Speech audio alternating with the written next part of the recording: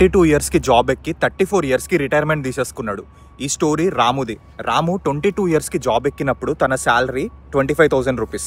25,000 రూపీస్లో 8,000 రూపీస్ తన ఖర్చులు ఉంటుండే, 2,000 రూపీస్ని సేవింగ్స్ అకౌంట్లో పెట్టుకున్నాడు.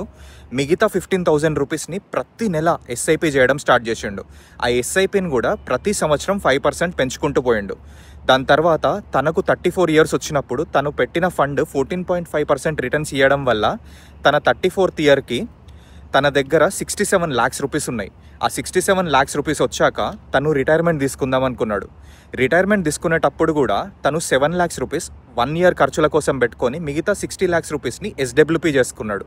ఎస్డబ్ల్యూపీ అంటే సిస్టమేటిక్ విత్డ్రాయల్ ప్లాన్. ఇందులో ప్రతి నెల 40,000 రూపాయలు విత్డ్రా చేసుకుందాం అనుకున్నాడు. సో ఇలా ప్రతి నెల 40,000 రూపాయలు వచ్చే 30 సంవత్సరాల దాకా విత్డ్రా చేసుకున్నా కానీ తను పెట్టిన ఫండ్ 10% రిటర్న్స్ ఇచ్చినా కానీ తన దగ్గర 30 సంవత్సరాల తర్వాత 2,21,00,000 రూపాయలు ఉంటాయి. ఇదంతా ఎలా పాసిబుల్ అయిందంటే ఎస్ఐపి ప్లస్ ఎస్డబ్ల్యూపీ కాంబినేషన్ వల్ల. ఒకవేళ దీని గురించి మీరు ఇంకా డీటెయిల్స్ తెలుసుకోవాలనుకుంటే కింద కమెంట్స్లో ఎస్డబ్ల్యూపీ అని కమెంట్ చేయండి. నేను ఒక డీటెయిల్డ్ రోడ్ మ్యాప్ పంపిస్తాను.